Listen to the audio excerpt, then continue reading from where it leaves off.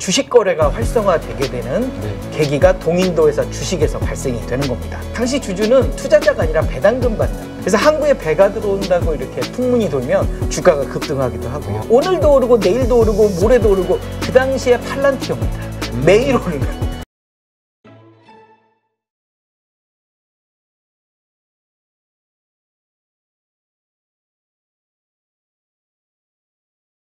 안녕하세요, 815 가족 여러분. 최근에 시장이 굉장히 요동치고 있습니다. 이렇게 요동치는 시장에서는 옛날 얘기 또는 흘러간 얘기를 들으면서 마음의 안정을 찾아보는 것도 어떨까 하는 생각을 했었는데요.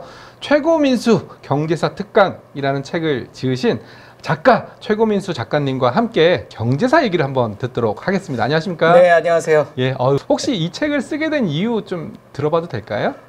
제가 이제 침착맨이라고요. 네. MZ세대 많이 좋아하시는 네. 그 침착맨 유튜브 채널에 한번 나가서 네. 경제사 특강을 한번 했어요. 그게 한 145만 뷰 정도 나왔는데요. 야, 경제사 역사상 최고 아닌가요?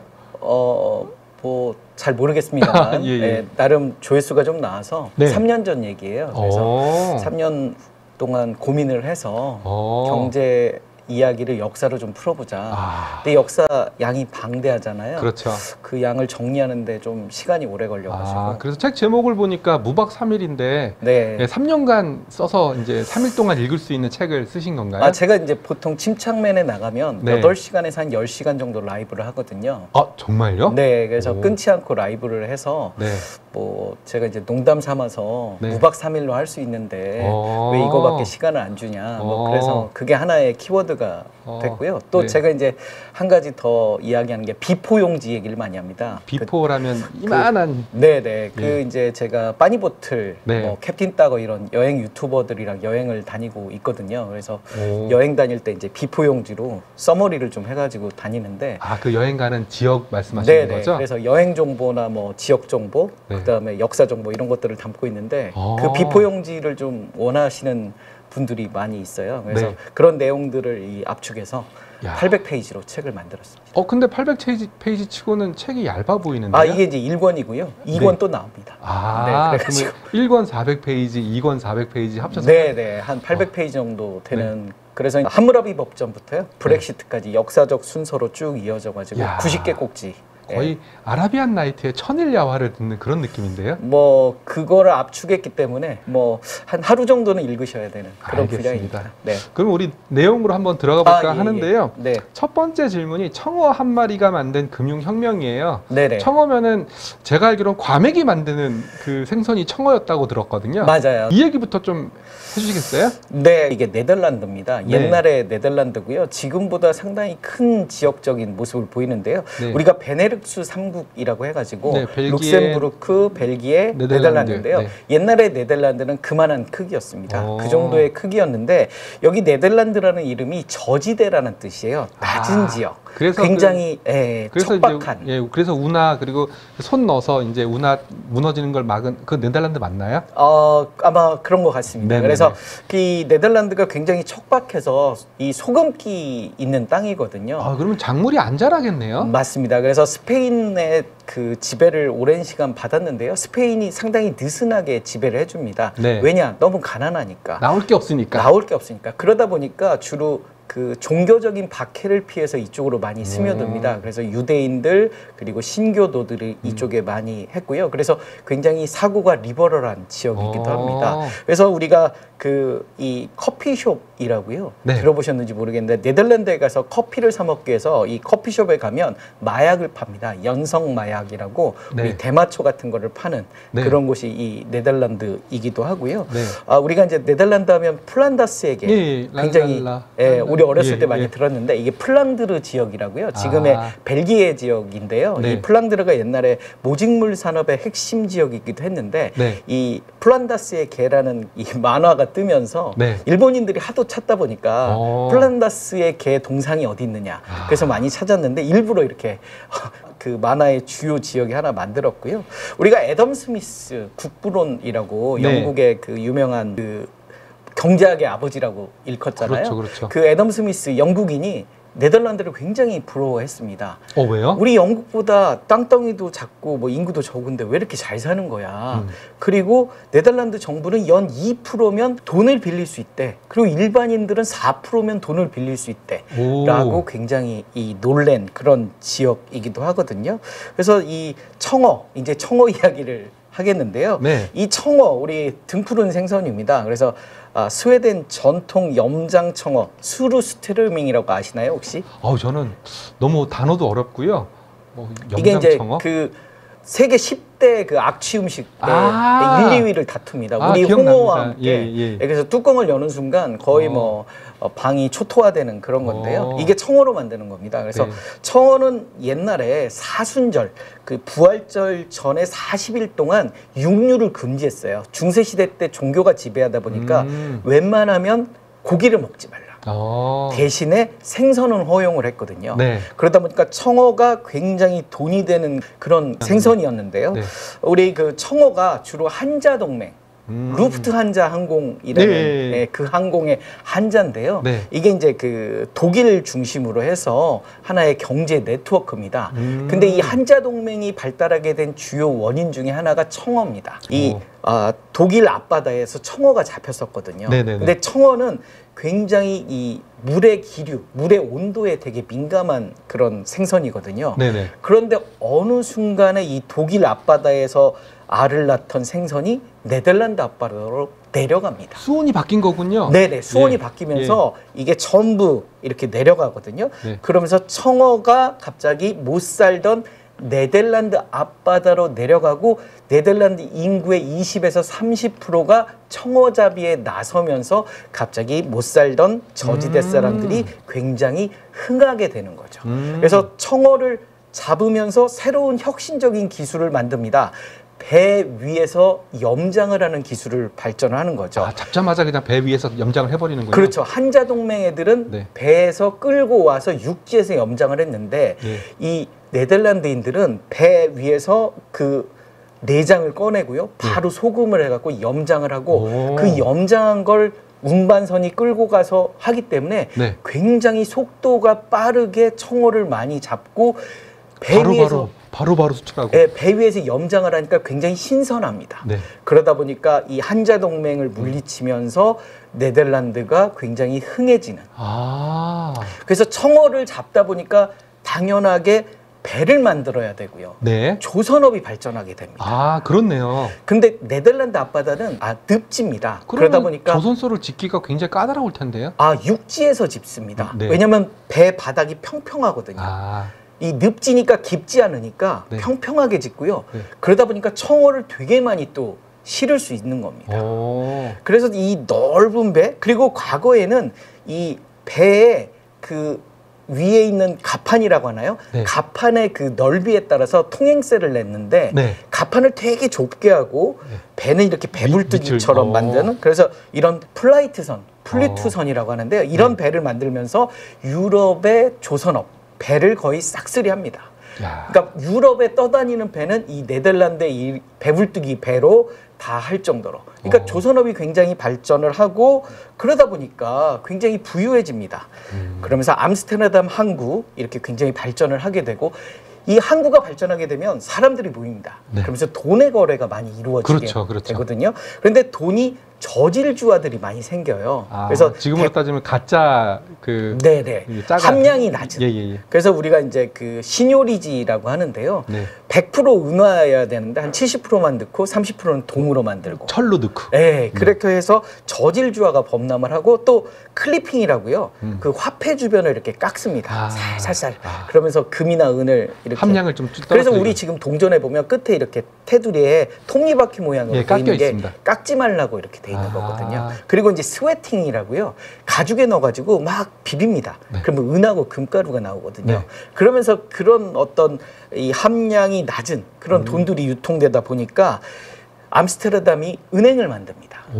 그래서 암스테르담 은행을 만드는데요. 이게 특징이 있습니다. 시의회가 보증을 합니다. 그러니까 대부분의 나라들은 왕이 지배하던 시절이에요. 예. 그래서 왕이 뭐하라고 하면 다 들었는데 네. 여기는 종교적 자유를 찾아서 그리고 핍박받던 그런 사람들이 모이다 보니까 네. 시민들의 대표가 정치를 하는 그런 문화가 굉장히 발달이 돼 있었고요. 네. 그래서 시민의 대표인 시의회가 주도적으로 나서서 은행을 만들고 화폐 교환과 그다음에 지급 결제에 독점권을 주는 그런 은행을 만드는데 돈이 돈같이 움직이는 그런 은행이 되면서 네. 네덜란드 화폐는 믿을 수 있다라는 하나의 믿음이 생기게 되는 거죠. 그러니까 청어로부터 조선업이 발전하게 되고 네. 조선업이 발전하면서 은행이 발전하는 이런 프로세스가 이어지면서 시의회가 보증하면서 네덜란드의 돈은 괜찮다, 믿어도 된다. 그러면서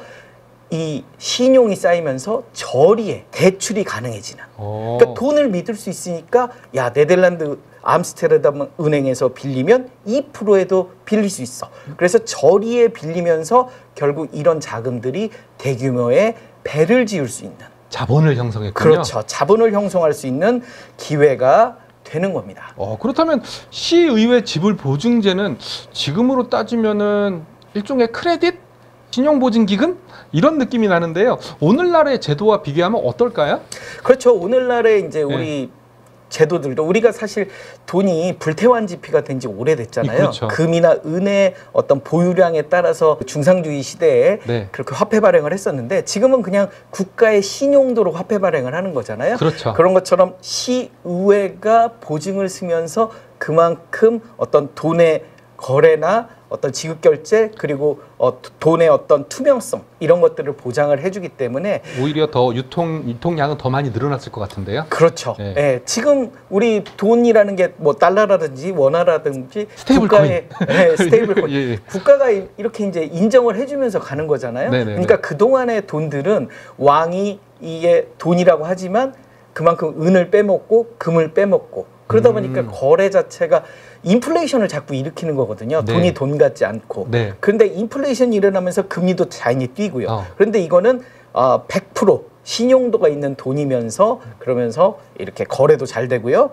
그만큼 어떤 대출의 금리도 낮아지고 굉장히 신용 있는 국가에서 발행하는 돈이기 때문에 그만큼 어떤 금리도 굉장히 좋아졌고 이런 어떤 모델들이 영란은행하고요. 미국 연방준비제도라는 중앙은행의 어떤 롤모델이 되는 그런 표본이 되는 그런 계기가 됐습니다. 저는 이걸 보면서 마치 신용카드를 활성화해서 소비가 늘어나는 그런 모습도 좀 엿볼 수 있었는데요.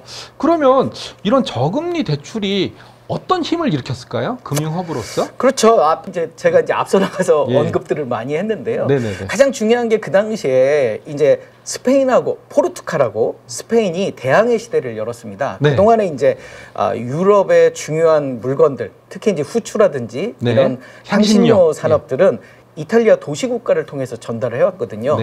우리 이제 그 튀르키예의 이스탄불 지역에서 이 동로마 제국이죠. 그쪽에서 이제 이탈리아 도시국가들이 중개무역을 하면서 이걸 유럽에 전달을 했는데 이 이스탄불이 이제 오스만 튀르크 이슬람 쪽으로 넘어가면서 더 이상 중개무역이 불가능해지는 상황이 벌어집니다. 그래서 이제 결국 유럽의 서쪽 끝에 있는 포르투갈 그리고 스페인들이 이제 향신료와 금은을 찾아서 떠나면서 대항해 시대가 열렸거든요. 인도로 갔죠, 인도로. 네, 인도를 찾아서 이제 콜럼부스는 이 서쪽으로 갔고요. 포르투갈은 아프리카를 돌아서 진짜 인도를 찾고 그런 과정을 거쳤는데 그 뒤를 이어서 이 네덜란드가 그 자리를 차지합니다.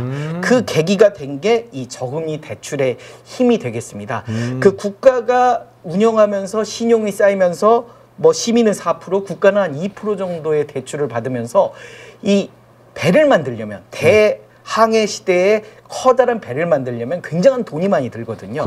그래서 자금이 많이 끌어들이는데 저리로 이렇게 빌릴 수 있기 때문에 이자 부담 없이 배를 많이 만들고 그런 배들이 모여서 대항해 시대. 그래서 결국 포르투갈과 스페인이 차지했던 뭐 아시아의 향신료 지역이라든지 이런 것들을 다 차지할 수 있었던 계기가 바로 이런 신용의 암스테르담 은행에서부터 출발했다 이렇게 보시면 될 것 같습니다. 야, 청어에서 출발한 게 결국 대항해 시대까지 오게 됐네요. 그렇죠. 청어가 일으켜서 결국 그 독일 중심의 그 한자 동맹은 멸망을 하고 마는 거죠. 그래서 길드라든지 이런 제도들도 그 우리가 도제식 시스템이라고 하잖아요. 네. 그 장인의 어떤 그 도제로 해서 한 땀 한 땀 해서 그 기술 개발을 하고 나름 그 청어로부터 해서 상당히 선진화된 그런 기술력을 갖추고 있었는데 이 네덜란드가 이 한자 동맹을 물리치고 글로벌 17세기 최대 그런 경제 대국이 되는 그런 계기가 된 거죠. 자, 그러면 청어에서 시작된 것은 이렇게 대항해 시대까지 왔는데요. 우리가 대항해 시대 그러면 하나 떠올리는 회사가 있어요. 네네네. 네, 동인도 주식회사. 네네, 맞습니다. 보통 주식회사의 뭐 시초다, 네네. 원조다라고 얘기하는데 네네. 이 회사에 대해서 좀 설명 좀 해주시죠. 우리가 이제 동인도 회사 하면 주로 이제 영국의 동인도 회사를 많이 알고 있습니다. 인도를 맞아요. 지배했던. 예. 그래서 우리가 세포이 항쟁 뭐 이런 이슈들로 많이 알고 있는데요. 실은 동인도 회사 하면 네덜란드 동인도 회사가 최고였습니다. 물론 영국의 동인도 회사가 2년 전 엘리자베스 1세 때 만들어졌지만 실질적으로 영국이 뭐 새끼 회사라고 하면 그보다 한 10배 정도 큰 회사가 네덜란드 동인도 회사였고요. 근데 왜 회사 이름은 같은 동인도를 썼나요? 우리가 이제 유럽을 기준으로 인도를 찾아 나섰잖아요. 그러다 보니까 이제 서쪽 인도가 있고요. 동쪽 인도가 있습니다. 그래서 서쪽 인도는 지금의 아메리카 대륙이고요. 그렇죠. 콜럼버스. 네네. 그리고 동쪽 인도는 우리가 진짜 인도입니다. 아, 저기 희망봉 거쳐서 그렇게 네네네. 그래서 이제 우리가 이제 서인도 지금 서인도 제도도 있잖아요. 네네. 그래서 서인도 회사가 아메리카 대륙을 담당하는 회사고요. 이제 동쪽에 그런 어떤 향신료라든지 금은 도자기, 차 이런 무역을 했던 회사들이 동인도 회사입니다. 그래서 여담으로 한 가지 이야기 드리면 우리 하멜이라고 있잖아요. 하멜 알죠? 하멜 표류기 네덜란드 사람이죠. 네, 그분이 네덜란드 동인도 회사 직원입니다. 그래서 나가사키를 가다 표류해가지고 제주도에 도착해가지고 한 뭐 10여 년 있다가 도망갔잖아요. 그래가지고 도망가서 내가 10여 년 동안 뭐 했는지를 밝히기 위한 그게 하멜 표류기죠. 네, 월급을 받기 위한 어떤 기록입니다. 그래서 내가 여기서 10년 있었으니까 월급을 다오. 아, 그런 목적이었어요? 네. 그래서 아니, 저는 한국이란 나라가 얼마나 신비하고 아름답고 오묘했는지를 쓴 책이 하멜 표류기라고 배웠는데. 그러니까 네덜란드를 가다가 직장을 이탈한 겁니다. 그러니까 직장을 10년간 어디가 가서 무단결근했는데 이제 와서 내가 이렇게 고초를 겪었어. 그러니 월급을 다오. 이렇게 그거군요. 증빙하기 위한 게 심할서네요. 네네네. 그래서 이 네덜란드 동인도 회사가 이 아시아 이제 배를 갖추면서 포르투갈과 스페인의 성공담을 받고 우리도 이제 힘을 길렀으니 먼 거리를 나가야 되겠다. 그래서 값비싼 향신료, 금은 도자기, 차를 갖고 오자. 그래서 이제 포르투갈 걸 뺏기 시작합니다. 왜냐? 포르투갈의 한 60여 년간 스페인에 통합이 됐었거든요. 그러다 보니까 포르투갈은 스페인과 동일하다. 무적함대. 네, 스페인의 지배를 오랜 기간 받으면서 결국 독립을 했잖아요. 그러면서 이제 이 스페인, 포르투갈의 좋은 감정이 있을 리 없고 그 대항해 시대에 건너오면서 그동안 포르투갈이 이렇게 갖춰 놓은 곳들을 뺏기 시작합니다. 그래서 인도네시아나 말레이시아 지역의 향신료 섬도 다 뺐고요.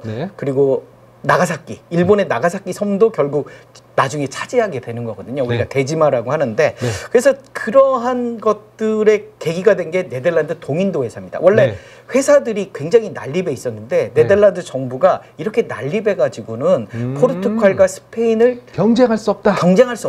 하나로 합쳐라. 그래서 하나로 합치게 되고요. 그 하나로 합친 회사가 이제 회사라고 하지만 사실은 나라입니다. 그러면 국영회사라고 봐야 되나요? 그러니까 뭐 정확하게 하면 주식회사입니다. 나중에 이제 주식을 발행해서 그만큼 그러니까 항해를 나가면 이게 연대 책임을 했습니다. 선원들끼리? 투자자들끼리. 투자자들끼리? 네, 투자자들끼리 연대 책임을 하니까 배가 돌아오다가 해적을 만나거나 아니면 이 난파가 되거나 하면 이 만약에 투자자 중에 한 명이 뭐 죽거나 이러면 이거 책임을 내가 연대에서 책임져야 되는 거거든요. 그러다 보니까 이 네덜란드 사람들이 자유로운 사람들이잖아요. 내 거만 책임지고 싶다. 무한 책임에서 유한 책임으로 가고 싶다. 그러니까 내가 투자한 금액만 책임지고 싶다. 그 방법이 바로 주식을 발행해서 주식회사. 우리 지금 말하는 IPO를 400여 년 전에 한 거죠. 그래서 투자자들에게 투자한 만큼만 네가 책임을 져라. 그렇게 해서 이제 네덜란드 동인도 회사가 탄생을 하게 되는 거고요. 네. 처음에는 네. 일회성으로 나갔어요. 그래서 한 번만? 네. 그래서 260여 프로의 투자 수익을 얻습니다. 오. 그 정도로 굉장히 많이 얻었는데요. 처음에는 265% 정도 수익을 크게 얹어 주거든요. 네.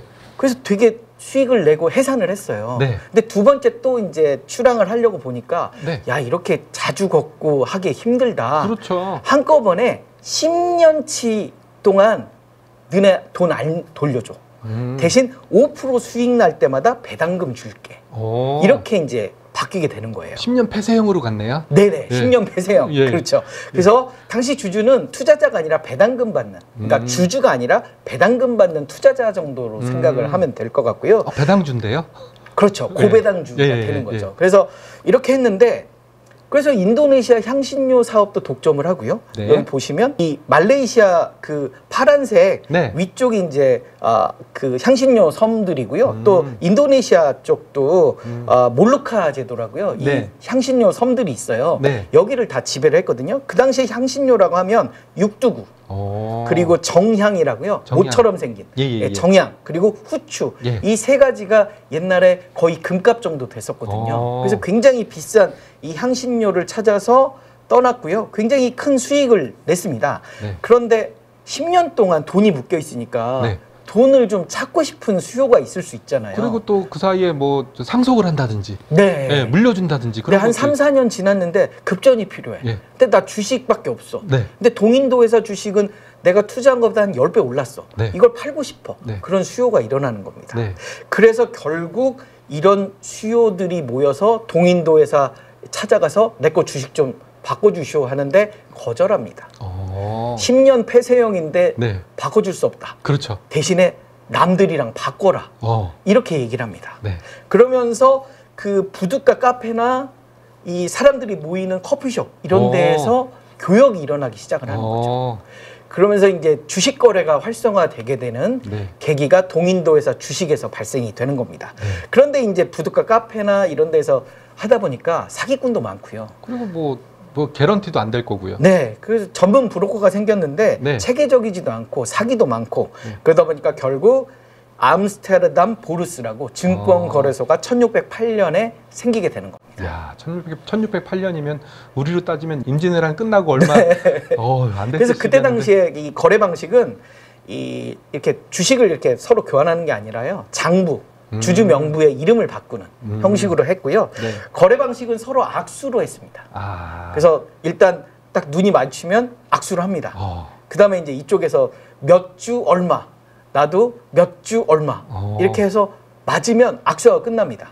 안 맞으면 서로 팍 때립니다. 손바닥을. 그러니까 여기저기서 짝짝짝짝 소리만 나는 거죠. 맞을 때까지. 그래서 이제 열받으면 이제 멱살도 잡고요. 그래서 결국 악수가 되면 이제 거래가 이루어집니다. 네, 그러니까 주식의 거래 방식이 상당히 그 당시로서는 선진적인 방법이기도 해요. 이렇게 악수로 이제 금액 합의하고 그래서 항구에 배가 들어온다고 이렇게 풍문이 돌면 주가가 급등하기도 하고요. 왜냐하면 귀금속과 향신료를 가득 싣고 올 테니까. 그리고 갑자기 뭐 태풍이 불거나 그러면 또 주가가 떨어지겠네요. 그렇죠.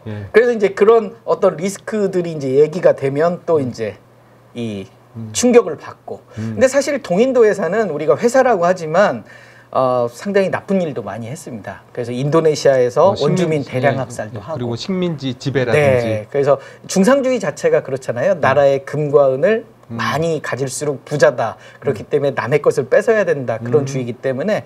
그래서 사실 그 스페인이나 이런 데는 아메리카 지역을 이렇게 무력으로 차지를 했었거든요. 네. 근데 이 아시아 지역은 이미 고도로 발달된 문명이 있기 때문에 그렇게 마야 문명처럼 원시적인 문화가 아니기 때문에 이렇게 무력으로 할 수가 없어서 회사라는 이름을 해서 야금야금 먹어 들어간 게 이 네덜란드 동인도 회사다 이렇게 보시면 될 것 같습니다. 근데 동인도 회사 하나만 설명해도 현대 금융의 모든 것들이 들어가 있는 것 같아요. 농구라든지 그런 게 들어가 있는데 네덜란드 주식시장 초기에는 뭐 공매도 신용거래 이런 것도 있었다고 들었습니다. 뭐 우리가 튤립 투기 사건으로 대표되는 사례라고 생각되는데요. 맞아요. 그것도 한번 설명 주시죠. 네, 튤립 우리 그 그림에서 보는 튤립인데요. 이게 이제 오스만 튀르크에서 이 유래가 됐습니다. 터번, 투르반이 이제 튤립이 됐는데요. 원래 신성 로마 제국 대사가 가지고 왔고 이게 이제 네덜란드 식물학자에 전해질 때만 하더라도 뭐 그냥 뭐 꽃인갑다 했는데 졸부가 됐지 않습니까? 청어잡이로. 그렇죠. 졸부가 되면 일단 초상화부터 그립니다. 자기들의 초상화 그리고 그림 그리고 부자들이 무료해지는 거죠. 그런데 이 정원 앞에 꽂힙니다. 부자들이. 그러면서 정원을 가꾸기 시작을 하는 거예요. 그러니까 네덜란드의 척박한 그 소금 땅에 이 정원을 가꾸니까 좀 있어 보이고 화려해지고 그렇죠. 좋아 보이는 겁니다. 네. 부자들이 하기 시작을 하니까 이 가난한 사람들도 이제 튤립을 마당에 이렇게 하기 시작하는 거예요. 그러니까 너도 나도 튤립을 사다 보니까 나중에 튤립 값이 암스테르담 집값보다 더 비싸지는. 근데 여기서 튤립 가격이라는 게 그 뿌리 한 근을 말하는 건가요? 아니면 여러 이제 구근이라고 하죠. 구근, 예. 네, 그래서 뿌리를 미리 삽니다. 아, 선물이네요? 네네, 선물이 되는 거죠. 그러니까 미리 사고 나중에 실제 이제 꽃이 피고 그 뿌리를 뽑았을 때 뿌리를 건네주는. 네, 근데 이제 그 사이에 이제 이 여러 가지 거래들, 아까 말한 공매도라든지 신용거래라든지 그리고 이제 거래가 이루어지는 유통시장이라든지 지금의 이제 선물 거래가 그 당시 1500년대, 1600년대 이렇게 이루어지는 거죠. 그래서 이 튤립 버블을 일으킨 그 아름다운 튤립들은 다 사실은 변종입니다. 아, 돌연변이군요. 네, 바이러스를 먹은 그 변종들이었고요. 네. 그래서 변종 바이러스가 다시 변종 바이러스가 될 가능성이 사실 모릅니다. 그래서 뿌리를 샀지만 정상적인 튤립이 나올 수도 있고요. 네. 그래서 황제, 총독, 영주, 대장 등 이름을 이렇게 각각 붙여줬고요. 네. 그 중에 최고는 그림에서 보는 영원한 황제, 센페이 아우구스투스. 이게 암스테르담 집값보다 비싼. 아, 근데 저 튤립 같이 안 같이 생겼는데요? 그렇죠. 예. 그래서 이게 변종입니다. 뿌리가 이렇게 바이러스 먹어가지고. 네. 근데 이게 이제 가장 이쁘다. 그래서 황제로 불린 그런 튤립이고요. 사실 이렇게 술집에서 많이 거래가 됐습니다. 술 먹으면서 이 선물 거래죠. 이 황제 튤립 뿌리를 내가 심을 건데 이거 살 사람 그러면 나. 근데 그게 어떤 색깔의 꽃이 나올지 아무도 모르잖아요. 아까도 뭐 변종이라고 말씀하셨으니까. 이게 이제 지금이야 그렇게 이제 알려졌지만 당시에는 그 과학적 상식이 그 정도까지 발달이 안 됐으니까. 그리고 오늘도 오르고 내일도 오르고 모레도 오르고 그 당시에 팔란티어입니다. 매일 오르는. 그러다 보니까 거의 튤립 코인인데요. 네네. 그래서 이 굉장히 많이 올랐는데 어느 날 네덜란드 왕족이 팔아버립니다. 그러면서 이제 사람들이 지각을 하는 거죠. 왜 튤립 뿌리가 집보다 비싸지? 그렇지. 그러면서 너도 나도 팔기 시작을 하는 거거든요. 그리고 또 네덜란드 왕족이면은 제가 보기에는 대주주네요. 네네. 네, 대주주가 이제 지분을 판 거네요. 네, 그래서 결국 고점 대비 99%까지 떨어졌고요. 정부는 이제 3.5%. 그 선물 거래니까 우리 증거금만 내고 사잖아요. 예를 들면 증거금 10%만 내고 나중에 이제 100%는 이 물건을 인도받을 때 하는데 그 증거금만 해도 굉장했거든요. 그거에 3.5%만 내고 매매를 마무리하도록 이렇게 이제 정부가 조치를 했는데요. 보시면 굉장히 그 급등을 했다가 결국 말기에는 99% 빠지는. 아이고. 그래서 저게 몇 년간 일어난 일인가요? 이게 보니까 노벰버 12에서 메이 1이니까 36년부터 37년이네요. 한 6, 7개월 사이인 것 같은데요. 야. 네. 그래서 그렇게 오래되지 않은 기간에 버블이 일어나고 급락하는. 그래서 우리 그 영화 있습니다. 튤립 피버라고. 그 영화에 보면 그 당시에 어떤 이 활약상 모습 이런 것들을 많이 볼 수 있으니까 그렇게 흥행된 영화는 아닌데요. 한번 보시면 당시에 어떤 튤립 광풍을 좀 볼 수 있는 그런. 저도 파생상품 전문가니까 저 영화 꼭 보도록 하겠습니다. 예. 그래서 우리가 렘브란트라고요. 우리 이제 바로크 시대 빛과 어둠의 화가라고 불리는데요. 이분도 이제 상투에 잡았어요. 그래서 쫄딱 망해가지고 평생 그림만 그렸습니다. 빚 갚느라고. 그리고 이분의 이제 대표작이 야경인데요. 보시면 이제 되게 어두워 보이는데 이게 사실 밝습니다. 근데 이게 니스칠을 해가지고 이게 검게 보이는 것 뿐인데요. 나중에는 하다 안 돼가지고 미술품 경매에서도 차렸는데 잘 안 됐어요. 근데 이게 이제 소더비나 크리스티 경매회사의 어떤 동력이 되는. 그래서 렘브란트 만약에 튤립 투기를 안 했으면 이렇게 화려한 그림이 나올 수 없는 그런 상황이고요. 지금 이제 쾌겐 지역이라고 있습니다. 쾌겐 지역이죠. 쾌겐. 쾌겐. 네. 그래서 쾌겐호프 튤립 축제라고요. 네덜란드에서는 쾌겐호프의 꽃이 피면 이제 봄이 왔나 보다.